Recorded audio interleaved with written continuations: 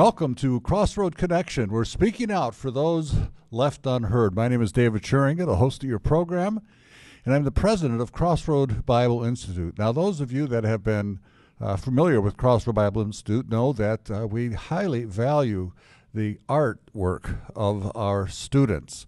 And for many, many years, we have and had a journal of the arts where the student artwork and poems are published. And also, those of you that have visited our building here know that we have an art gallery on campus. I have a specialist here in the the studio today on people in prison who are involved in the arts, and she's from the University of Michigan. Just to make sure I get her title correct, her name is Ashley Lucas. Welcome, Ashley. Good morning. Thank you for having me. And she is an associate professor of theater and drama and the director of the Prison Creative Arts Project at the University of Michigan. Now, that is a mouthful. It is, but I'm very honored to hold those positions. Yes, well, we're delighted to have you. I've heard about your projects there over the years, and it's fun that we can finally connect. That's great. With what we're trying to do and what you're doing there, and what the artwork. And you have what every year? Isn't there some sort of special presentation of inmate art? Is that correct? Indeed. We host one of the largest exhibitions of prisoner artwork in the world every year on the University of Michigan campus. And this year is the 20th annual exhibition of art by Michigan prisoners. We're really excited. And this is artwork from prisoners where? Throughout the state of Michigan. We go into all of the Michigan Department of Corrections facilities throughout the state, so we don't go into county jails or into the federal prison that's here in Michigan. But everybody within the Michigan state system gets the chance to participate in our art show. Last year was our largest show to date, and we displayed 512 works of art by incarcerated adults. That's amazing that you get such a fine response to them. And it's been going on for 20 years, you said? Yes, this will be our 20th year. 20th year of the art show, 25th year of the Prison Creative Arts Project. And how long does this project or fair go on? 2 weeks. So we'll open this year on March 25th and close on April 8th. And people come from all over the place to see this, I suppose. Indeed. Last year we had some visitors from Brazil, and this year there are some folks coming from South Africa. So we have we're renowned throughout the world, and we're very grateful for the fact that we're able to provide a venue for the incredible talent of people in Michigan prisons to be shown to the rest of the world.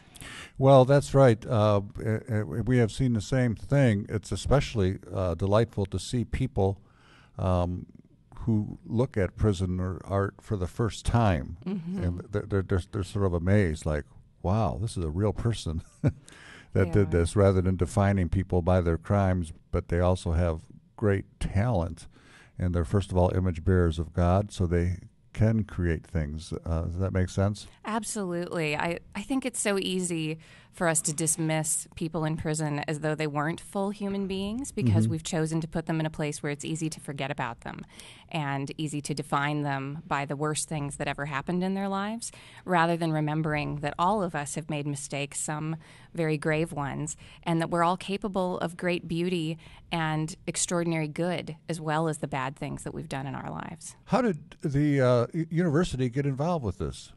Well, there's this remarkable man named Buzz Alexander who teaches in the English department at the University of Michigan. And because he's entering phased retirement now, they brought me on to help keep the program going as it enters a new phase of its life. But Buzz was teaching some work on political theater and street theater in the English department there at the U of M, and one of his students came to him and said, women in Michigan have just won the right to earn college credit, and we need professors to go into prisons to work with some of these incarcerated women. Would you do that? And he went into the only women's prison in the state of Michigan, which at that time was in Coldwater. It was called Florence Crane. What year would this have been? 1990. Okay, so this is before they cut off Pell Grants to prisoners. Yes, but at that time, that was how things were getting started. Yeah. And Buzz realized that these were such extraordinary people with such incredible gifts that he was working with when he went into the women's prison, that he wanted not only to be able to work with more people in prison, but to be able to share that experience with his students. Yeah. So he developed a pedagogy whereby we train undergraduates and graduate students at the University of Michigan to be able to go into prisons. We send them in pairs or groups of 3 to facilitate arts workshops. So most of the work we do is actually in theater or creative writing, but we also hold workshops in visual art and music. So also theater training for people in prison. Yes. And the DOC has been okay with this. They have been. You know, Buzz and his wife, Janie Paul, who is our visual art professor, have spent the last 25 years cultivating really deep relationships with the central administration of the Michigan Department of Corrections, as well as with the wardens and staff at the prisons that are close enough for us to drive to from Ann Arbor each week. So every year we go into every single MDOC facility to collect art for our art show, but the weekly workshops happen in Southeast Michigan within about an hour and a half driving radius of our campus. So we go to Jackson and Adrian and facilities in and around Detroit. We work with youth as well as adults, so we're going into a lot of juvenile facilities and even some Detroit high schools and community centers where we work with people who've come home from prison. In your studies, have you found that people in prison, that there's a higher proportion, let's say, of the prison population that are artistic than in the general population, or is it the same? I don't know that you can really quantify those things in terms of percentages, but one of the interesting opportunities that has come out of us having this arts programming inside prisons and in other parts of the world, because I actually study these kinds of programs happening all around the globe, is that people who didn't know that they had access to the arts or that they might have artistic ability sometimes discover that in prison because so much else is taken away from them. So not only through programs like ours, but also through learning to make money in prison, some people become writers because they start writing letters for the less literate people around them who want to communicate with their families or try their cases in court. And some people, a great many of them, become visual artists because they start drawing portraits based on photographs that people's family members sent in, or they make greeting cards and sell them to other people in prison. And it's a way of making enough money that you could buy toiletries and food at the commissary in the prison. So a lot of people become artists out of a sense of necessity because it's one of the only ways that you can earn a living in prison. Have you done any studies in terms of the therapeutic or rehabilitative value of of creating art in prison? I think that art has immense therapeutic abilities for people of all walks of life and in all kinds of situations. Those things are really hard to measure. And often, in the case of prison, we want to measure those things in terms of whether or not people continue to get in trouble while they're locked up, or in terms of whether How many tickets they get. Right, or whether they reoffend when they come home. And unfortunately, the arts are not a good measure for those sorts of things because one of the reasons that people get in trouble in prison is because of issues of addiction, and the arts don't solve that. They also don't solve issues of violence wandering into your life, whether you're in a place in prison where you have to defend yourself or you go home and find yourself in a violent situation because you live in poverty or in some kind of instability without a job or without a home. Institutional structures that cause those things to continue to happen are not something that the arts can prevent. But that doesn't mean that people aren't doing a great deal of healing and of learning about themselves and becoming people who think and believe different things because of their involvement in the arts. After the break, we're going to take a look at a few sketches that you brought along from this project, correct? Yes, I'm very excited to share them with you. Okay, so stay tuned. We're going to take a look at some prisoner artwork right after this. Stay connected to what's happening at Crossroad Bible Institute with Crossroad Network News. This free magazine is designed to keep you informed and inspired about what Christ Church is doing in prisons and jails. If you'd like a free subscription to Crossroad Network News, fill out the form online by visiting us at cbi.fm. Welcome back to Crossroad Connection. My name is David Schuringa, and I'm in the studio here today with Ashley Lucas, who is an associate professor of theater and drama and director of the Prison Creative Arts Project at the University of Michigan. And we've been talking all about this annual event where you receive prisoner art from every prison imaginable in the state of Michigan, and have this 2-week event, which has been going on for 20 years. Yes. And people come from all over the world to see it. You have some artwork with you today, and let's take a look at that and tell us a little bit about them, all right? Sure. What's the first one we have here? This piece is by an artist named Rafael de Jesus, and it's an image called The Way It Is. It's a picture of a day room, which is the place where people hang out during the day in prison. And there are lots of different incarcerated men in this image who are doing the sorts of things that happen on a day-to-day basis inside the prison. So some are playing cards, some are playing chess, and there's a fellow who's actually doing some art at a table off to one side. So that could be a reference to the artist himself. I'm not sure if that piece of the image was meant to be a self-portrait or not, but Mr. De Jesus has been in the show many times, and he's a highly talented and very proficient artist, and we're proud to use this image as the publicity image for this year's show. This would be categorized, I suppose, as what? A piece of life in prison? Certainly. It's kind of a slice of life. Right. And it's specific to Michigan. The men you see in the picture are wearing the blue and orange uniforms that people in Michigan Department of Corrections facilities wear. And one of the things that I really appreciate about this picture is that I think people assume that everyday life in prison must be incredibly grim and miserable and gritty the way it is on television.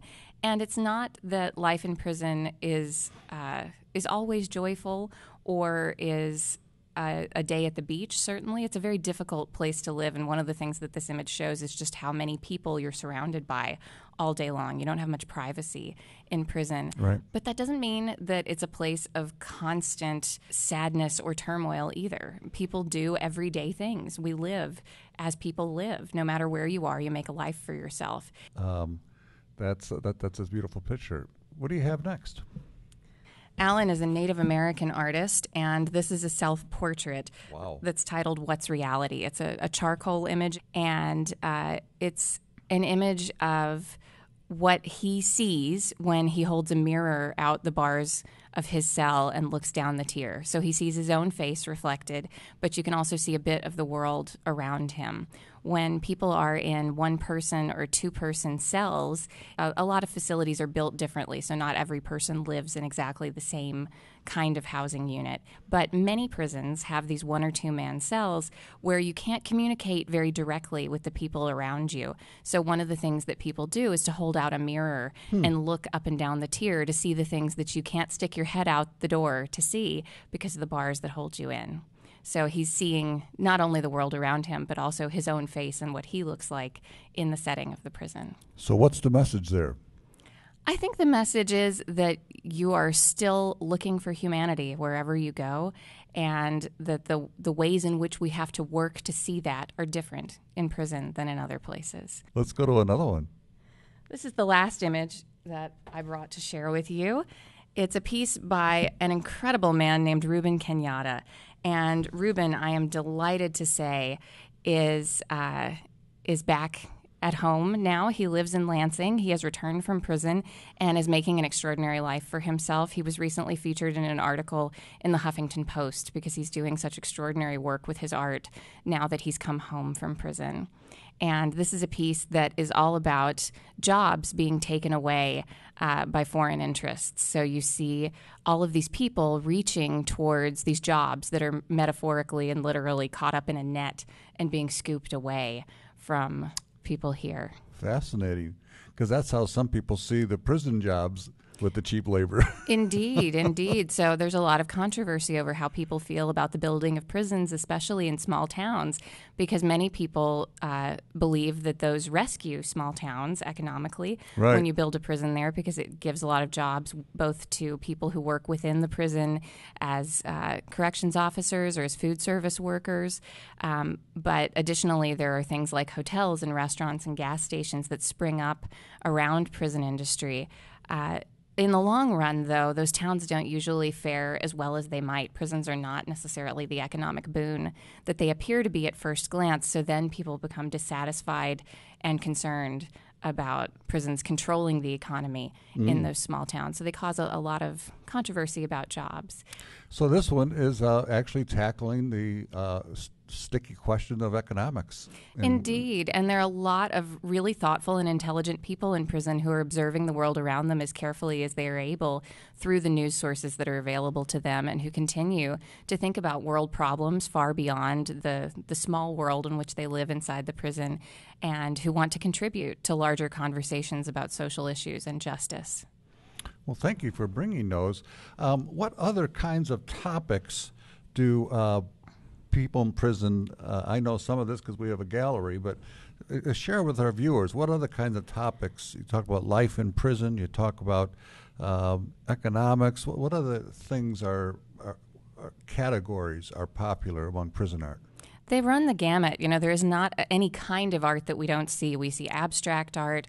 We see a lot of landscapes. People in prison often have a deep and abiding love of nature, and they miss it intensely. You can live inside a prison for decades in this country, sometimes your natural life after you've entered the prison system, and never touch a blade of grass, depending on the kind of facility that you're in. Never come in contact with a living animal again because of your isolation inside that prison. And people in prison have a lot of memories of the places from which they came and what it was like to be out in the natural world. A lot of folks in Michigan were hunters. We get a lot of images of deer, particularly from the prisons up in the UP, where you can see the deer walking by outside of the facilities.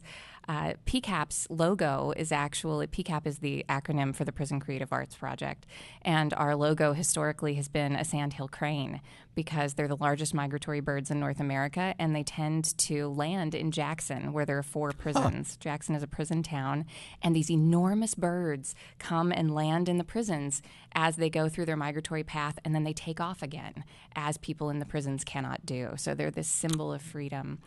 The bird imagery is quite strong in general, isn't it? It is. And It really that's is. sort of the freedom thing.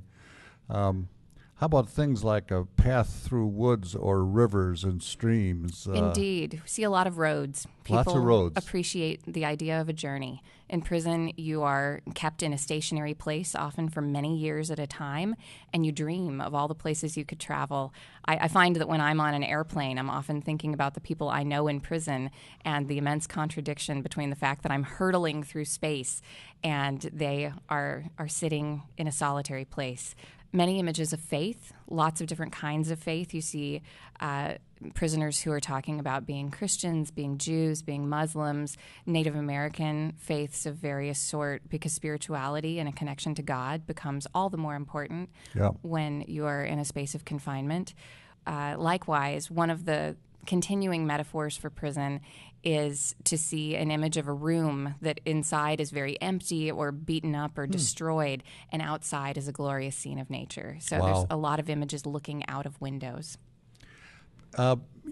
Before we go to the break, I wanted to touch on something you mentioned about that you receive abstract art. It's been our experience that the representational art seems to far outweigh the abstract art. I would say so, but that doesn't mean the abstract art doesn't exist, and that may also have something to do with what we at PCAP are doing when we select art. So when we go into the prisons each year, we only are able to go once a year because it's such an enormous amount of work to go to 30 prisons to pick up art, and that also gives people in prison a year to prepare their artistic work. But we go in once a year, starting now in January and running through early March, to collect all of the art that we will exhibit in our show on our campus. And when we go into the prisons, we meet the artists most of the time. Some of the facilities won't actually let us talk to the artists, but most of them will. And we'll walk into a room most of the time with large tables, and each artist will stand next to his or her work and tell our team of curators about what they've done. They'll tell us where their art comes from and what it means to them, and then we'll select up to 3 pieces of art, but usually only 1 or 2 from each artist. And sometimes we don't select from anybody because we really are looking for a certain standard of quality. But we talk to the artists about why we're selecting which pieces of art, and we speak a lot about originality. So there are many common themes that show up over and over again. Either people are drawing teardrops or dragons, fairies. You get a lot of fantasy art as well, and a lot of sort of cliched images as well. So an image of faith that could be a lot more interesting might just be an image of praying hands. And it's not that praying hands can't be done well, but when it's the same thing done over and over again, it's much like a literary cliche. Right. And we talk to people about originality and trying to really push the boundaries of their imaginations. And I think that's good for people, intellectually and spiritually, to think beyond what you already know, what is rote to you, what you've seen other places. And I think sometimes we've pushed people, not necessarily specifically into abstract art, but into a place of greater abstraction. So that might be why we're seeing more abstract art. Well, this is fascinating, and it's been a real treat. After the break, I want to speak with our guest about the effect of art on the viewers, as well as how you viewers could get involved in this project and perhaps become a visitor at the gallery. We'll be right back after this. Correcting Bible study lessons is crucial to helping inmates. To partner with CBI in this safe and secure role, please visit us at cbi.fm on the web. Welcome back to Crossroad Connection. Speaking with Ashley Lucas here from the University of Michigan, and she's been showing us some great artwork. We've been talking about this marvelous program that they have going there for Michigan prisoners who are artists. And I was going to talk a little more about how our viewers can get involved, but you also brought along a journal. I did. And what is this journal about? Well, the Michigan Review of Prisoner Creative Writing, and this is last year's issue. We're in the process of producing this year's issue. We always put a copy of an image from our PCAP art show on the cover. And the title of this year's journal was "The Sky is on Fire After All." And we found this beautiful painting that also had an image that looked a lot like the sky was on fire. So we collect art through the mail. I mean, we collect art in person. We collect writing through the mail. And people mail in once a year. We have a big call for submissions that lasts for several months in the summer. And people from prisons throughout the state send in poetry and essays and creative writing, short stories of all different kinds to share with us. And our students and teams of volunteers, some of the staff at the library work with us. All sorts of people from all over campus work with our faculty editor, Philip Christman, to put together this remarkable journal. And one of the beautiful parts about the journal is that we're actually able to involve people who've come home from prison in the selection of the writing. And every single person who sends a submission to us gets a response. So we write back, not a form letter, but specific feedback about the writing of every one of the hundreds of people who submit to us. And I don't know any other literary journal in the country that does that level of work to respond to the people who offer contributions. And can our viewers get on a mailing list for something like this? That information is on our website through the University of Michigan. You can order the journal there, or you can pick up a copy when you come to the art show and see the work that we're doing there. We also do 2 readings a year from the Literary Review. We hold a series of events during the 2 weeks of the art show, and we do 2 readings of the journal, one in Detroit and one in Ann Arbor. A lot of our audience of people who have family in prison or people who've come home from prison are in the Detroit metro area, and so we try to take a lot of our work towards Detroit when we're able.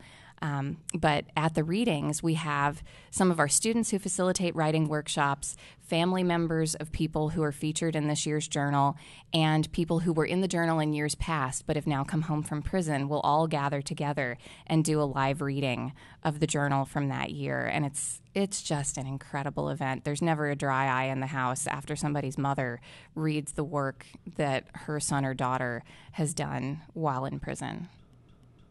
We've been talking about how artwork makes a difference in the lives of the people in prison. What difference does it make in the lives of the viewers? Or did you want to read something out of here? Oh, I would love to read something out of here, but before we jump to that question, sure, give us a little reading here. I'll keep it nice and short, but I wanted you to see the beauty of the language that we include here. So this is several stanzas from a poem by an incredible poet named Cosine Welch, and he's been featured in the journal several years in a row now because he just keeps writing such great work. And the title of the poem is Breathe, Sleep, Repeat. I paint pictures with a brush of restraint, dipped in a palette of self-discipline, and seize my easel with fingers feeble, clumsy, unsteady, but not unsure, and pour my breath upon Maya until the past dances before me, awakened by my present creation. I stay in a stasis station, a suspended state of animation, a forcefully imposed slow-mo sequence tethered to terra firma, and chuckle at the phrase, time flies. Time flies. And then I breathe, sleep, and repeat.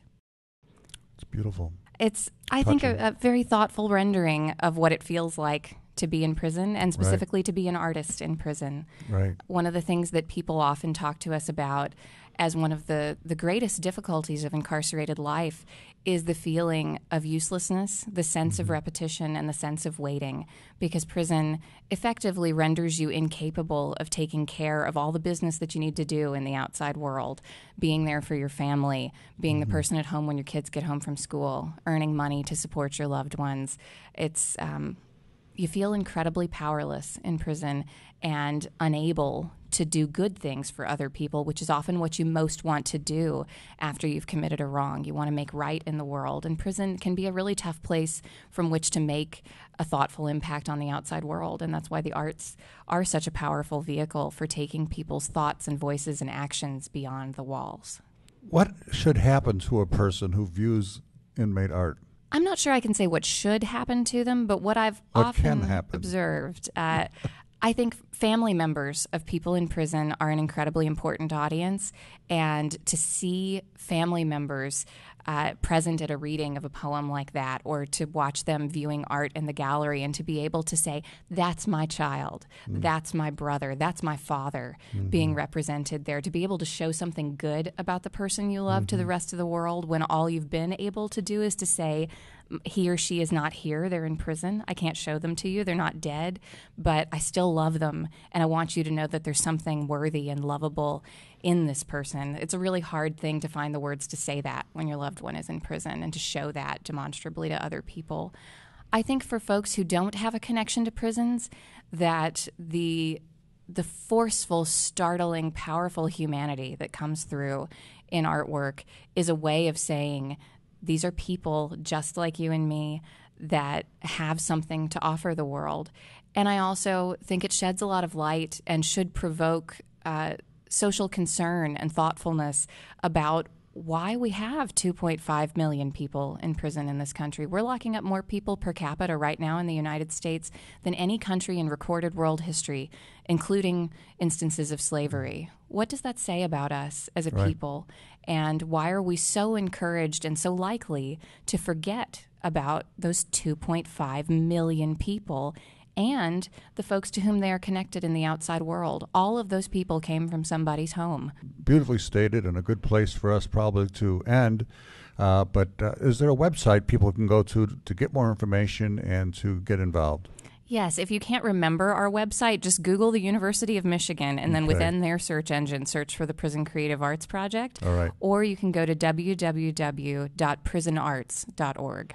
Okay, well, that's going to be on the screen, and people will be able to take it down, but they can Google University of Michigan and look under arts, and they'll the Prison Creative Arts Project comes right up. Yeah. And we would love to see you in our gallery between March 25th and April 8th. We're in the Duderstadt Gallery on the North Campus of the University of Michigan. Well, thank you so much for being here, Ashley. It's just great to have you on the program. We are, of course, delighted with what you are doing as we're seeking to also bring dignity and appreciation to those behind bars, as well as prepare them for reentry, advocate for them in a difficult system. And so you're doing an awful lot of good with this program, and just so happy that you could come here today to share this with us. Thank you. I'm honored to be here, and I'm very grateful for the work that you're doing. Well, thank you, and thank you for being with us for another episode of Crossroad Connection, and we hope that we'll see you again right here next week.